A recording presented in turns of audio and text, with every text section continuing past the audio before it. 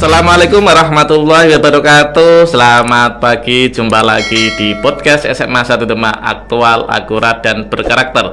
Pada kesempatan edisi pagi hari ini, kita akan ngobrol santai seputar dunia perburuan pasca putusan UMP Provinsi Jawa Tengah di Kabupaten Demak khususnya dan umumnya di wilayah Provinsi Jawa Tengah. Pada kesempatan pagi hari ini, kita menghadirkan tamu yang juga beliau aktivis buruh di Kabupaten Demak yang sudah tidak asing lagi.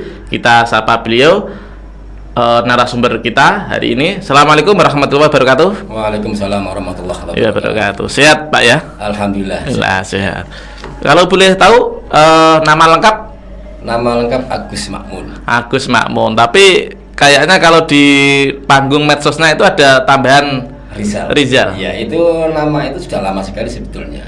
Tapi tidak masuk di administrasi Apa yang menyebabkan ada tambahan Rizal itu? Apakah biar lebih keren atau bagaimana Pak Agus? Itu sebetulnya cerita guyon dengan teman-teman waktu kumpul dalam satu tempat. Itu banyak nama-nama yang sama Agus. Dan semua Agus itu kan. Sehingga dimungkinkan ada paguyuban Agus se-Indonesia atau sehingga untuk membedakan agar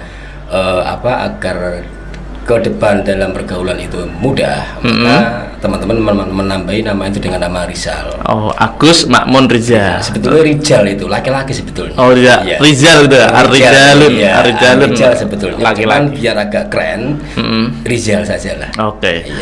Kita ini Pak Agus, kita pada pagi hari ini kita pengen sedikit mengulas kaitannya dengan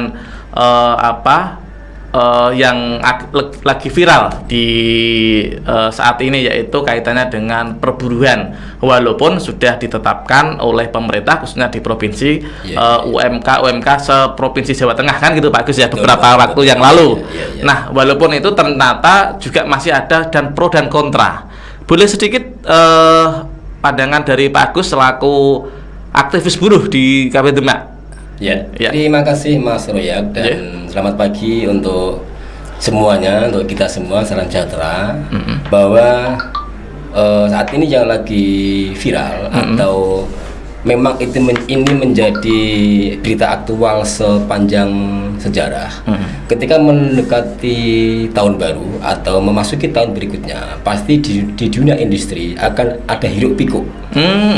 Pasti itu ya? Hampir dipastikan. Selama saya aktif di perburuan tahun 99 sampai saat ini, ini seperti ritual bahwa menjelang akhir tahun hampir dipastikan ada hiruk pikuk tentang penetapan upah. Ini hal yang sebetulnya harusnya bisa ditekan seminimal mungkin agar supaya tahun-tahun berikutnya jangan sampai ada ritual-ritual yang sebetulnya secara umum ini kurang baik dan kurang mendukung atas suasana investasi dan perkembangan industri di semua, bukan hanya di Demak, di Jawa Tengah, tapi di Indonesia. Kalau upaya-upaya untuk pencegahan atau upaya-upaya untuk meminimalisir ritual hiruk pikuk, ritual aksi turun jalan, ini bisa dilakukan bersama-sama dengan duduk bersama, dengan penyajian data yang valid, dengan survei yang valid, kemudian duduk satu meja, sehingga ritual-ritual itu sebetulnya bisa diminimalisir. Karena kalau kita berbicara tentang upah, tentang gaji, ini kan memang kita kembali kepada Undang-Undang Dasar 45 pasal 27 poin A bahwa tiap-tiap warga negara berhak atas pekerjaan dan kehidupan yang layak. Sehingga ketika salah satu pihak merasa diberlakukan dalam tanda kutip tidak layak dalam kehidupannya, itu mungkin ada riak-riak yang saat ini sering kita jumpai di akhir-akhir tahun menjelang penetapan upah itu karena upah itu kan mekanismenya penetapannya di tangan Bapak Gubernur melalui proses panjang, mulai dari Dewan Pengupahan Kabupaten, kemudian Dewan Pengupahan Provinsi, baru Pak Gubernur Jawa Tengah memutuskan tentang besaran upah. Kalau di Jawa Tengah, kalau di provinsi namanya upah minimum provinsi UMP. Ya, saat ini UMP di Jawa Tengah ini kan ada kenaikan kisaran, ya kalau kita ngomong kisarannya sih agak miris ya, karena hanya tidak lebih dari Rp2.000. Oh, per Jadi, tahun atau tahun ini? Tahun ini, upah tahun ini peningkatan upah dari 2021 tahun 2021 ke 2022 ini hanya ada kenaikan 0,05%. Satu angkanya 1.479. Kalau teman-teman bilang, wah ini kenaikannya aja untuk masuk ke satu kali kencing saja di pom bensin, Iya. ini masih kurang. Ya. Kan nggak mungkin kita kencing hanya separuh-separuh. Ini teman-teman begitu. Padahal biasanya juga, apalagi kalau sekalian mandi juga ya. Iya. Ya. Makanya, jadi upah ini kan kalau kita berbicara secara luas bahwa ini adalah kesejahteraan, sehingga wajar ketika salah satu pihak, terutama di buruh ini melakukan beberapa aksi protes itu karena memang dianggap oleh teman-teman buruh kenaikannya nggak signifikan. Seperti itu Mas Riak, artinya yang lain tidak menuju kelayaan itu masih jauh ya? Ya maksudnya karena kan standarisasi upah UMP UMK itu kan KHL. Kebutuhan hidup layak. Iya, betul. Itu kan itu. Padahal kalau hasil survei yang sudah dilakukan oleh teman-teman serikat, oleh teman-teman di perburuan ya. Oh iya, di perburuan, kemudian organisasi profesi buruh ya, maksudnya. Atau teman-teman di Dewan Pengupahan, ini kan jelas mengaturnya kan KHL. Iya. Survei setiap bulan September sampai September berikutnya, menyurvei di beberapa pasar-pasar tradisional, mereka akan menghitung 60 sampai 64 item kebutuhan. Instrumennya tadi? Iya, instrumen KHL itu kan dari 60, kemudian ada revisi oleh Menteri Tenaga Kerja Permen 18 tahun 2020 menjadi 64 item yang disurvei setiap bulannya. Ini akan menghasilkan rata-rata KHL. Nah, KHL itu seharusnya sebagai acuan penetapan upah UMK terutama. Nah, kebanyakan selama saya di perburuan, UMK dari KHL itu hampir tidak pernah sampai ke angka KHL. Kalau mendekati atau masih jauh? Masih jauh. Jadi kalau UMK itu sama dengan KHL saja, itu pun masih sudah sebetulnya masih kurang. Kalau kita melihat bahwa KHL itu untuk siapa? Karena KHL itu kan untuk buruh lajang. Hanya untuk buruh lajang KHL. Yang belum punya tanggung jawab, belum punya keluarga, belum punya anak istri. Kalau KHL saja diterapkan, buruh di Indonesia, di Jawa Tengah, di Demak, ini persentase lajangnya kan berapa persen? Ya artinya kalau seandainya ada 30-40%, berarti yang sekian persen itu berkeluarga. Kalau hanya UMK sama dengan KHL, itu pun masih kurang jauh. Iya. Kalau menentukan KHL itu atas bersama-sama satu meja atau dalam sudut pandang berburu saja, Pak? KHL itu ditetapkan berdasarkan beberapa survei yang dilakukan bersama-sama antara serikat pekerja, wakil serikat pekerja, wakil Apindo dan pemerintah. Yang dinaungi di dalam Dewan Pengupahan Kabupaten, kalau provinsi Dewan Pengupahan Provinsi. Dan itu setiap bulan akan melakukan survei KHL di pasar-pasar tradisional secara bersama-sama. Dari tiga unsur itu bersama-sama di lapangan melakukan survei tadi untuk memastikan bahwa kenaikan harga kebutuhan pekerja atau harga kebutuhan masyarakat secara umum itu memang seperti ini nilainya. Beras berapa, sabun berapa, kemudian televisi harga berapa, kos-kosan berapa, harga listrik berapa, semua ada 64 item. 64 item ya. Jadi memang tidak asal-asalan diterapkan, bukan. Makanya itu sebagai dasar, sebagai bentuk protes. Sebagai bentuk protes buruh. Lah, kadang-kadang kan begini seringnya. Kawan-kawan buruh ini kan juga di luar survei dengan bersama-sama Apindo dan pemerintah tadi. Teman-teman serikat pekerja juga melakukan survei independen. Oh, mandiri. Enggak, langsung ke pasar juga. Oh, artinya inisiasi sendiri gitu ya, sebagai bahan komparasi gitu ya. Iya, sebagai bahan perbandingan antara hasil survei teman-teman Dewan Pengupahan dengan teman-teman yang ada di luar atau di serikat pekerja. Sehingga angka-angka itu seringnya hasil dari hasil survei KHL teman-teman internal di serikat pekerja dengan hasil teman-teman survei di Dewan Pengupahan ini seringnya ada selisih besar. Tidak match gitu ya? Tidak match, tidak match, entah ya kita nggak tahu persis sih. Sebetulnya metode sama. Match-nya random, kemudian ya teman-teman di luar juga begitu, menanyakan langsung kepada pedagang, dan ada yang benar-benar beli barangnya juga kalau mampu, agar supaya harga itu bisa benar-benar valid.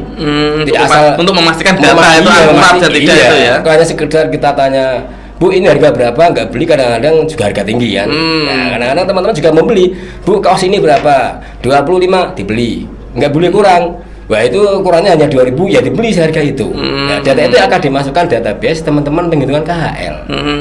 Seperti itu, semua barang disurvei dari item 1 sampai item ke 64. Pasti iya. Sehingga nanti ketika ngomong dengan Dewan Pengupahan itu juga punya dasar juga ya. Iya, ada dasar juga. Tidak asal ngomong wah gitu, nggak bisa begitu. Pokoknya gini nggak bisa ya. Bisa, karena teman-teman serikat pekerja juga nggak asal jeplak, nggak begitu. Asal ngomong nggak begitu. Kita sudah samakan ke teman-teman di serikat pekerja. Kita berhak untuk menuntut kenaikan upah asal data kita valid. Tidak asal pokoknya minta, nggak bisa begitu. Itu nggak rasional. Iya, nggak logis gitu ya. Logis nggak bisa begitu. Jadi teman-teman kenapa meminta upah itu tidak sama dengan yang biasa diputuskan di Dewan Pengupahan, karena teman-teman punya dasar. KHL itu terutama. Kalau boleh tahu Pak Agus, kalkulasi hitung-hitungan KHL kalau 2021 ini berapa versi buruh ini? KHL 2021 kemarin. Atau sebelumnya misalnya tahun 2019 2020 dari 100 bagaimana Mas? Ini detailnya saya enggak. Minimal sekarang lah, tahun ini yang kita bahas misalnya KHL-nya. KHL-nya rata-rata itu dari penetapan upah itu setidaknya minimal ada 10% sampai 20%.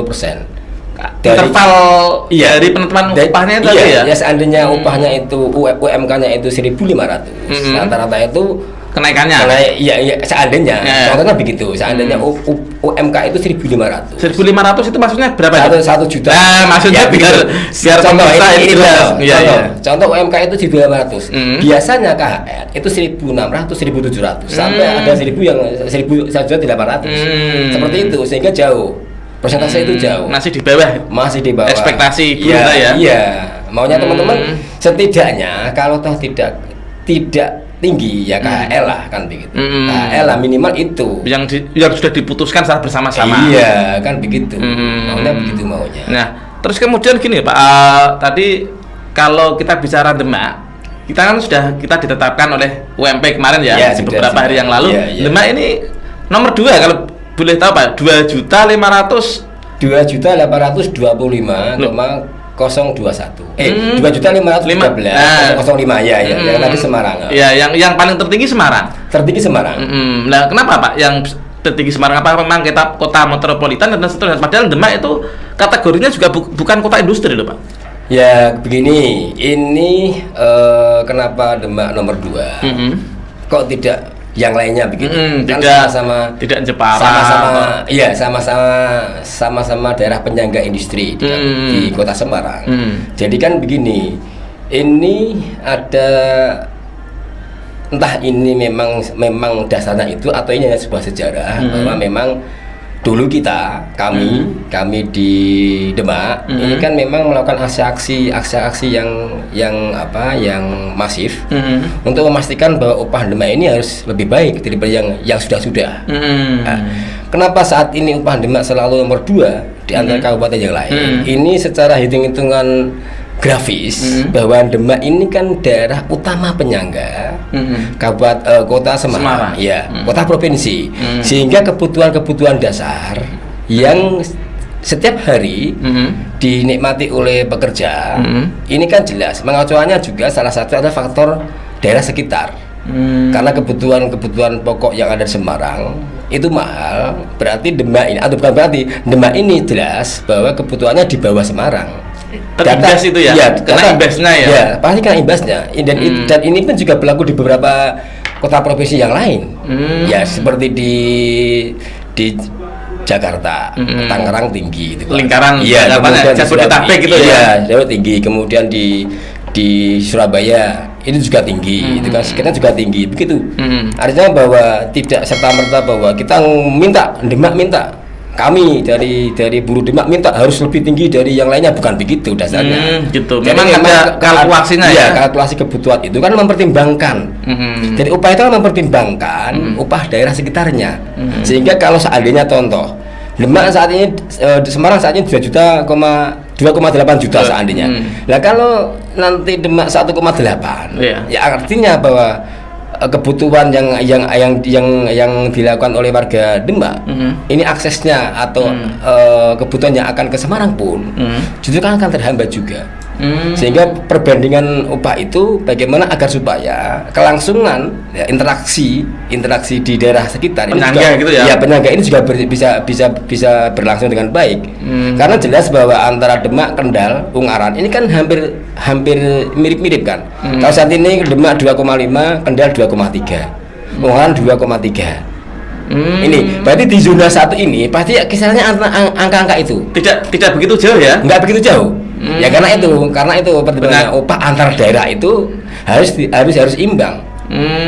Tidak begitu jomplang gitu ya. Kemudian di zona 2 seperti Kudus, Jepara dan sekitarnya. Ini ya nggak jauh-jauh banget lah ya, seperti saat ini Kudus 2,2, Jepara 2,1. Nggak begitu jauh. Jadi memang pertimbangan upah antar daerah ini harus benar-benar dipertimbangkan sehingga iklim ekonomi, iklim kemasyarakatannya ini nggak begitu jauh. Ini saya pikir itu. Jadi tidak, pokoknya Demak harus minta nomor 2, nggak bisa, nggak begitu. Punya hitung-hitungan ya? Tetap ada, dan itu pun dirumuskan oleh pemerintah. Nggak mungkin tiba-tiba begitu, tidak mungkin. Karena prosesnya panjang tadi ya. Iya, mulai dari panjang. survei Macam-macam sampai dewan pengupah dan seterusnya kan gitu. Iya. Untuk ini Pak Agus, Pak Agus sendiri ini tahu nggak data perburuan di Demak saat ini? Karena di Demak itu kalau kita bicara kota kawasan industri itu kan daerah Sayung, Karangtengah sekarang hampir. Iya, Sayung, Karangtengah, Demak, Sayung, Karangtengah, Meranggen, Karangawen. Jadi cukup ya Pak ya? Sebetulnya cukup menjanjikan. Cukup menjanjikan ya untuk kawasan industri. Karena kalau di Kendal itu kan ada kawasan sekarang, ekonomi. KIK sudah. Kalau Demak kayaknya kan Demak belum ada. Belum ada desain ke sana gitu ya? Ya kemungkinan sudah ada, Mas. Kemungkinan ya. Kita kan nggak tahu detailnya. Karena kemarin kalau tidak salah kan juga kita lihat visi misi Bupati, Ibu Bupati dan Ali itu kan juga kayaknya salah satunya belum begitu menyentuh mengupas mengenai perburuan kan gitu. Iya. Ya itu yang kita sayangkan sampai saat ini. Artinya begini, kalau kita melihat tentang perkembangan teknologi, perkembangan pertumbuhan penduduk, kan sangat dimungkinkan bahwa industrialisasi itu kan akan selalu berkembang. Iya. Kalau saya kutip kata-kata founding father Bung Karno, ya itu kan bahwa industrialisasi itu kan anak zaman. Tidak mungkin kita akan selalu menggunakan cara-cara tradisional. Pasti kita akan karena jumlah transformasi tadi ya. Karena jumlah manusia semakin besar, semakin banyak jumlahnya. Sehingga industrialisasi ini kan sebagai satu tujuan agar supaya bisa memenuhi kebutuhan masyarakat. Nah, kenapa Demak saat ini belum bisa maksimal seperti daerah-daerah lain seperti KIK, seperti Batang, KIB seperti itu? Batang itu, Pak. Ini perlu sentuhan dari pihak pemerintah terutama agar supaya luapan perusahaan dari kota provinsi ini kan nggak mungkin Semarang sekarang nggak mungkin Semarang akan memaksimalkan lahan untuk industri karena memang lahannya sudah ada sudah habis, makanya harus pindah ke daerah penangga sekitarnya termasuk Demak. Nah, cuman ini kita nggak tahu pasti kenapa yang saya ulah maaf kenapa kita terlambat, kenapa Demak terlambat di dalam menciptakan iklim investasi yang tentunya bisa mengurangi jumlah pengangguran di Kabupaten Demak. Kalau saat ini 5 tahun ke depan atau sampai sekarang, kalau kita pagi-pagi Mas, kita tongkrong di sekitar Sayung, kita bisa melihat mobilisasi massanya banyak kemana. Artinya masyarakat Demak itu banyak yang mencari kehidupan, mencari nafkah ke daerah Semarang. Karena memang Semarang kota industri. Kalau saat ini Semarang sudah tidak memungkinkan melakukan perluasan karena nggak ada lahan, maka sangat dimungkinkan dengan jumlah penduduk yang besar, Demak bisa mewujudkan kawasan industri besar yang bisa menampung khususnya warga Kabupaten Demak, sehingga dengan mendatangkan investor sebesar-besarnya sebanyak-banyak asal bermanfaat bagi masyarakat sekitar aja. Jangan asal datangkan investor kemudian yang untung oknum-oknum jangan begitu. Investor kita datangkan dengan ya nyun sewu lah, kita permudah birokrasi dan sebagainya, perizinannya dan seterusnya. Padahal kemarin undang-undang Cipta Kerja loh. Ya agak ramai itu. Di MK termasuk bersyarat loh. Iya. Karena ini kan teman-teman masih kencang tentang itu. Undang-undang Cipta Kerja itu masih saat ini masih dalam tanda kutip. Ini kan belum dilakukan. Karena kemarin ada putusan MK seperti kemarin. Iya. Gitu. Harus diminta untuk dilakukan perbaikan yang dianggap tidak merugikan salah satu pihak. Kan menurut kami begitu. Ya undang-undang apapun baik-baik saja. Undang-undang, kemudian permen, kemudian perda, semua baik-baik saja asal dengan catatan tidak ada salah satu pihak yang merasa dirugikan. Itu yang penting. Bukan berarti kita menolak regulasi, bukan begitu. Kita tetap taat regulasi. Kita warga negara yang baik. Kalau secara prinsip berarti dalam pandangan Pak Agus selaku aktivis buruh, ketika ada investor masuk di Demak khususnya itu sangat setuju sekali Pak ya? Sangat setuju dengan catatan tadi tidak merugikan salah satu pihak. Justru kita dorong bagaimana menciptakan iklim tadi ya. Bagaimana investor ini bisa datang ke daerah kita, Kabupaten Demak dengan modal besar, tidak berarti karya loh. Membawa modal besar, kemudian bagaimana bisa menampung masyarakat Demak untuk bekerja di situ. Kita sama-sama awasi lah ya. Padahal loh Pak Agus, investor itu kan butuh stabilitas politik, stabilitas dan seterusnya. Nanti kalau khawatirnya kalau ada aksi-aksi dari buruh. Ya, makanya di awal sudah saya sampaikan Mas Royak dan para pendengar bahwa sebetulnya aksi-aksi yang biasa dilakukan teman-teman itu kan karena luapan kekecewaan. Nah, bagaimana agar tidak meluap kekecewaannya? Ini kan bisa dari awal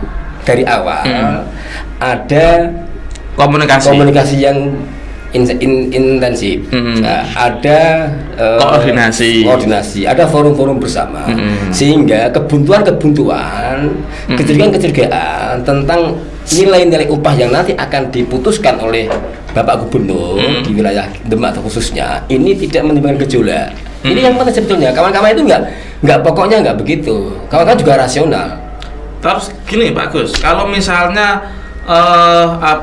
para KHL tadi ditetapkan sesuai dengan ekspektasi buruh, terus kemudian nanti banyak PHK, sama juga Pak Agus. Kan begini, penetapan upah itu kan mekanisme jelas.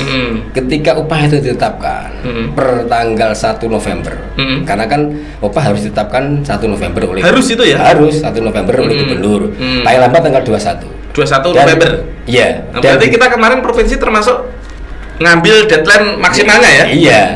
Dan kemudian diberlakukan tanggal 1 Januari tahun berikutnya. Tahun 2022 berarti untuk tahun ini. Untuk tahun ke depan, Nah, di dalam regulasi kan ada diterangkan bahwa ketika upah itu adalah memberatkan bagi pengusaha boleh mengajukan penundaan. Penundaan apa ya? Penundaan gajian. Penundaan penggunaan UMK yang ditetapkan itu. Yang harus dipakai mestinya? Iya. Kalau saat ini kita sudah tahu oleh Pak Gub, kalau memang ini ada perusahaan yang berkeberatan dengan penetapan Pak Gub itu yang kemarin angka itu, maka ada jeda untuk melakukan permohonan keberatan kepada pemerintah provinsi. Menggunakan penundaan otomatis menggunakan UMK yang tahun sebelumnya. Iya, tahun sebelumnya. Begitu kan ada ruang-ruang seperti itu. Nah, itu dibuka lebar oleh pemerintah, nggak ditutupi. Silakan kalau ketika upah ditetapkan, kemudian ada salah satu pihak yang tidak, terutama pengusaha yang keberatan tentang angka itu, silakan mengajukan keberatan kepada pemerintah. Pemerintah melalui pengawas dari instansi terkait yang lain akan melakukan audit. Benar enggak? Perusahaan nggak mampu memberikan gaji UMK sesuai keputusan.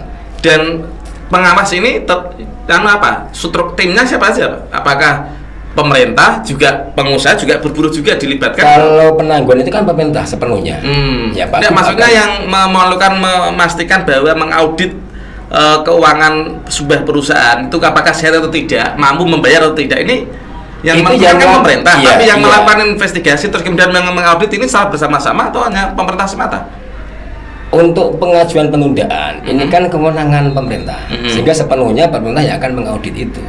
Apakah memastikan ini sehat atau tidak? Iya, bayar itu ya. Memastikan keuangannya masih atau tidak. Kalau memang ditemukan 2 tahun berturut memang perusahaan itu rugi terus, ya udah, tidak apa-apa. Tapi kan nggak semudah itu. Iya. Jadi Pak Gub nggak semudah memberikan ya udah kita berikan, nggak begitu. Pak Gub juga akan selektif sekali menetapkan tentunya berdasarkan temuan-temuan yang benar-benar berdasarkan data valid, nggak mungkin tiba-tiba bisa, nggak mungkin begitu. Iya. Oh gitu lah. Iya. Terus gini Pak Agus, kalau memang saat ini UMK seprovinsi kan sudah ditetapkan termasuk Demak, ada nggak langkah untuk melakukan judicial review atau apa? Misalnya kan tadi kan tentunya tidak sesuai dengan KHL, karena memang mestinya kan kalau Demak itu 2.500.000, hitung-hitungan KHL kan sekitar kalau 10-15% itu kan berarti 2.700.000-an lah, dengan Semarang lah misalnya. Nah terus kemudian langkah perburuan itu cukup sampai di situ untuk menyiapkan ritual tahun berikutnya atau bagaimana Pak Agus? Terkait dengan penetapan yang sudah ditetapkan oleh pemerintah, ini kan memang rata-rata jauh dari atau belum sampai ke angka KHL. Kemudian apakah ada ruang untuk melakukan judicial review terhadap keputusan itu? Ya, dimungkinkan ada. Cuma sejauh saya ada di perburuan, saya belum melakukan itu. Oh, saya belum pernah melakukan itu. Mestinya ya karena kan ruang-ruang yang dipakai mestinya ruang apa itu Pak? Ke jalur konstitusional misalnya, apakah melakukan permohonan gugatan atau bagaimana? Iya, dimungkinkan itu ada. Dimungkinkan bisa-bisa saja. Karena tapi kan selama ini Pak Agus selaku pelaku sejarah belum pernah. Karena kebanyakan rata-rata bahwa putusan upah itu sudah disepakati oleh Dewan Pengupahan. Padahal buruh ada di dalamnya. Di dalamnya. Kan susah juga itu. Oh, iya. Kan begitu. Ada di dalamnya. Terlepas keterwakilannya itu siapa, serikat pekerja yang mana. Tahu mewakili. Ya. Yang penting sudah mewakili perburuan. Iya, ternyata serikat pekerja juga ikut menandatangani. Sehingga legalitas bahwa upah itu sudah diterima oleh. Tapi mestinya dalam perspektif Pak Agus ada ruang-ruang itu, tapi sepengalaman Pak Agus belum pernah melakukan itu ya, karena tadi sudah disepakati di Dewan Pengupahan. Kalau berarti kan sama. Kalau Dewan Pengupahan itu tadi Apindo, serikat pekerja, pemerintah. Padahal serikat pekerja itu di Indonesia juga banyak sekali Pak Agus ya, perbedaannya. Iya, banyak. Komposisi itu kan 112. Di dalam Dewan Pengupahan, artinya kalau anggota Dewan Pengupahan itu kan komposisi 112 dari serikat pekerja 1-3 seandainya. Serikat pekerja diambil 3. Contoh. 3, Apindo 3, berarti pemerintah 6. 3. Oh, gitu. 1-1-2. Itu komposisinya. 1-1-2. Kalau memang keterwakilan serikat pekerja di satu wilayah ini banyak, ya tadi 3 atau 5, berarti yang Apindo juga 5. Kemudian pemerintah 10 karena 1-1-2 itu komposisinya. Nah, seperti itu. Barangkali tugas pemerintah itu sebagai apa Pak dalam Dewan Pengupahan tersebut? Sama sebetulnya. Jadi Dewan Pengupahan ini kan fungsinya sama. Pemerintah memberikan data yang dibutuhkan dalam menentukan angka-angka itu, seperti BPS seperti itu kan, angka-angka inflasinya seperti apa tahun kemarin inflasinya, PDB seperti apa tahun kemarin. Nah ini fungsinya apa seperti itu. Gitu. Ya, terus kemudian Dewan Pengupahan Kabupaten mengusulkan ke provinsi. Mengusulkan angka itu ke Dewan Pengupahan provinsi dan disampaikan kepada Bapak Gubernur untuk ditetapkan sebagai UMK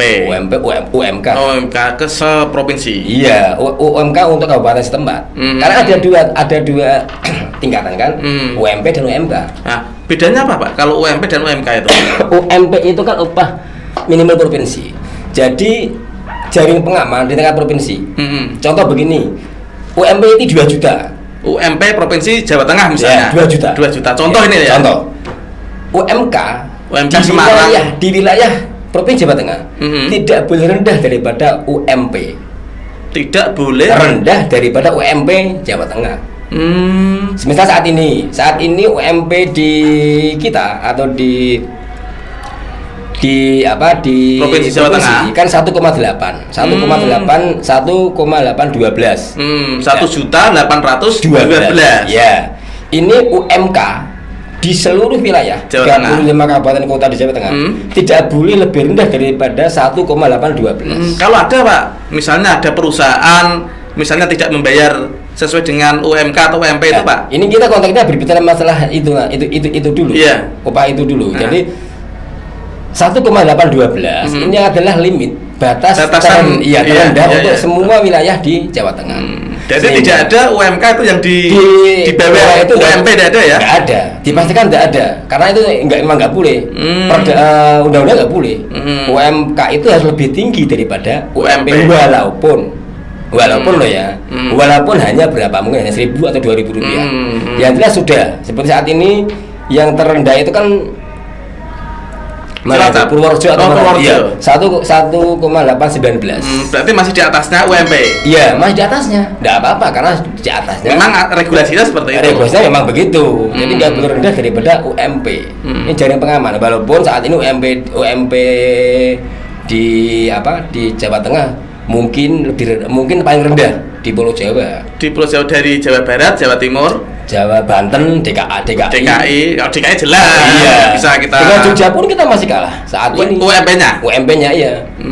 DIY 1840. Jawa Timur? Jawa Timur 1891. Jawa Barat? Jawa Barat 1841. Banten tapi 2,01. Intervalnya enggak begitu Pak ya? Enggak begitu. Enggak begitu antara UMP 1 dengan UMP yang lain ditambah juga maksudnya ya. Cuma rata-rata nilai terendah UMK itu Jawa Tengah.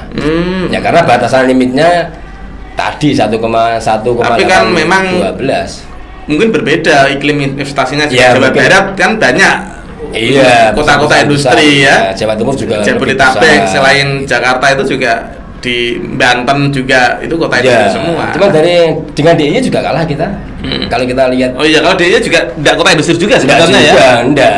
Kecil kan, paling terbanyak paling Sleman dan sekitarnya. Iya. Yang lainnya enggak juga kan. Jadi kita saat ini masih kalah dengan DIY juga. 1,840. Iya. Ini tadi saya yang pertanyaan selanjutnya. Oke, tadi antara UMP dan UMK. Kalau misalnya ada sebuah perusahaan ternyata membayarnya itu tidak sesuai dengan UMK yang sudah diputuskan oleh pemerintah. Apa yang bisa dilakukan oleh para buruh, Pak? Yang jelas kita pastikan dulu apakah memang perusahaan yang bersangkutan sudah pernah mengajukan keberatan tidak tentang upah itu. Itu harus memastikan. Setiap perusahaan itu mestinya ada organisasi buruh enggak? Mestinya. Tergantung. Artinya begini, memang tidak semuanya ada. Tidak semuanya belum ada. Ya, tidak semuanya tidak jadi semuanya. Setiap perusahaan itu tidak otomatis menjadi satu organisasi profesi buruh gitu belum, tidak. Itu kan misalnya cabang perusahaan mana itu belum tentu. Terserah pekerja masing-masing di salah satu wilayah perusahaan. Apakah mau membuat serikat atau tidak.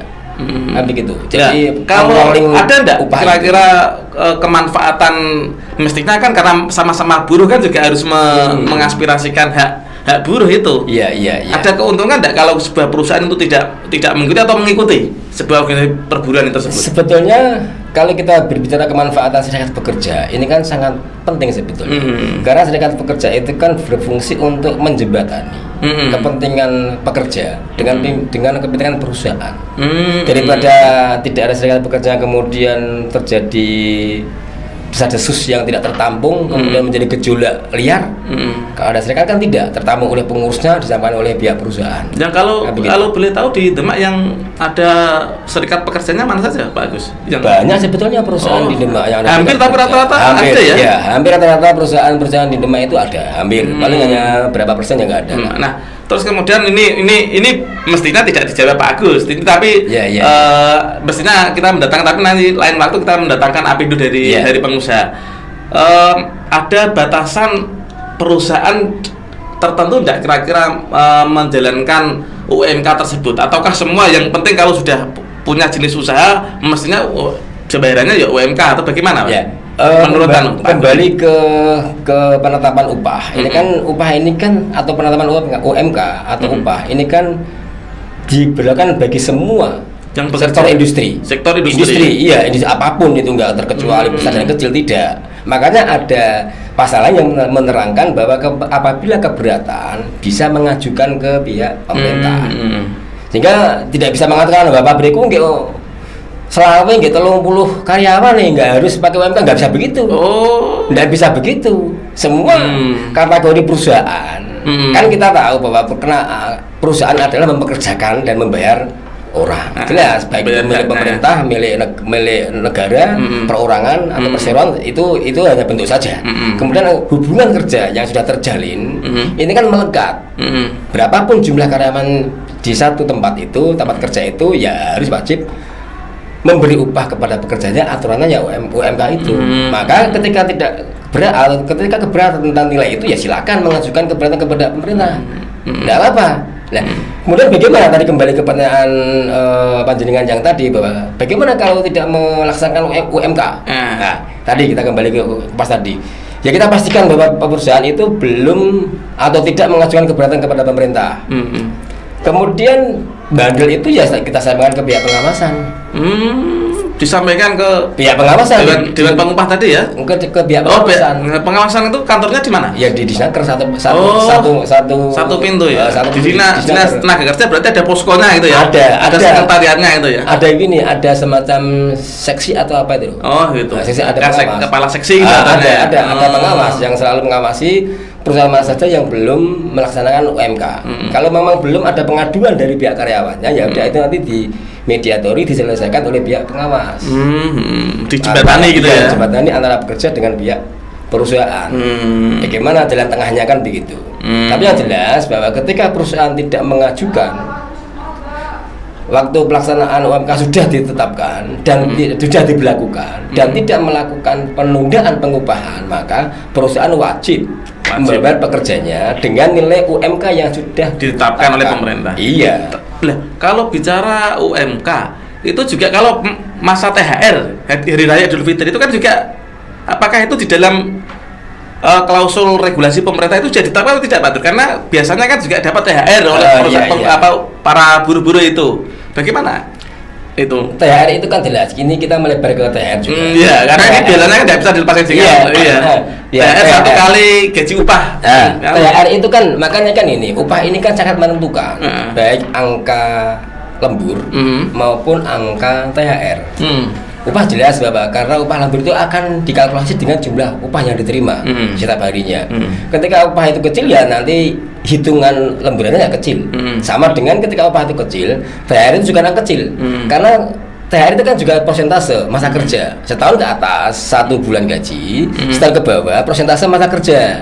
Sehingga kalau nanti upahnya kecil ya nanti persentasenya kecil juga. Oh gitu. Nah, itu kan kerja baru 6 bulan jadi bagi 6 bulan. Kadang-kadang kan kecil keluarnya. Kan di situ. Jadi ya wajib juga THR itu diberikan sesuai regulasi setahun ke atas. Sesuai dengan kebijakan. Iya, itu 1 bulan, 1 bulan upah. Gitu ya. Kan begitu. Ternyata ini asik banget kalau bicara perburuan dan ini sangat luas sekali Pak masalah bicara buruh di kalau Indonesia kita ya. Bicara buruh ini ya nggak 2 hari 2 malam nggak bakal selesai ini. Kalau boleh tahu sedikit tadi karena profil Pak Agus ini barangkali ada yang tanya pemirsa podcast kita aktif di perburuan sejak kapan ini Pak? Tahun 99. 99 berarti pasca Orde Reformasi Pasca reformasi ya, saya masuk di sektor perburuan. Sektor perburuan. Iya, sampai saat ini sebagai Sampai saat ini 5 tahun terakhir saya tidak aktif di sebuah atau salah satu organisasi. Tidak. Tapi saya terlalu update informasi. Karena menurut saya buruh ini kan jiwa.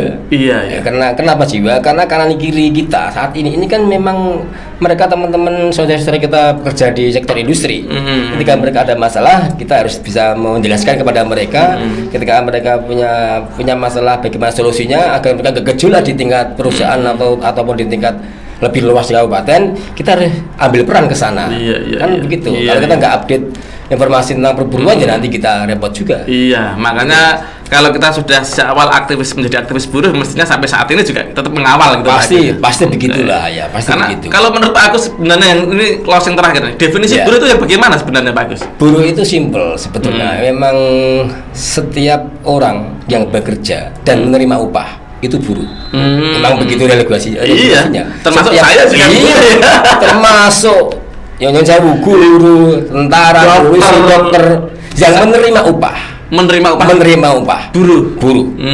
Itu memang begitu. Majikannya kalau termasuk Pak Gubernur, Pak Bupati juga buruh ya? Iya buruh. Iya buruh karena menerima upah ya. Kecuali pejabat yang nggak mau menerima upah loh ya. Iya. Tapi Anda kan nggak ada. Iya. Pasti menerima upah lah. Karena mereka juga ada kewajiban. Ya, kewajiban dilaksanakan ya hanya ya diberikan kan begitu. Oh gitu. Oke, terima kasih banyak atas kedatangan Pak Agus di studio podcast SMA Satu Demak. Boleh satu kata Pak Agus tentang studio podcast SMA Satu Demak? Terima kasih kepada Mas Rojak yang telah mengampu di studio podcast SMA 1 Demak. Ada langkah maju dari SMA 1 Demak terkait dengan perkembangan zaman dan teknologi. Dan terima kasih sudah diberi kesempatan untuk bisa hadir dan menyapa warga Demak dan sekitarnya.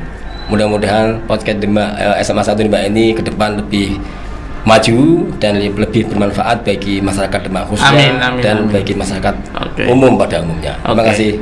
Terima kasih banyak Pak Agus di sama-sama studio podcast. Mudah-mudahan kita bisa ngopi di tema-tema yang lain tentunya. Amin. Demikian pemirsa podcast SMA 1 Demak dalam obrolan santai kita dengan aktivis buruh Agus Makmun Rizal, aktivis buruh era 98 hingga saat ini. Demikian, kurang lebihnya mohon maaf dan jangan lupa like, komen, dan subscribe di channel SMA 1 Demak dengan tema-tema yang aktual, akurat, dan berkarakter tentunya. Akhirul kalam, wallahul muwaffiq ila aqwamit thoriq. Wassalamualaikum warahmatullahi wabarakatuh. Waalaikumsalam warahmatullahi wabarakatuh.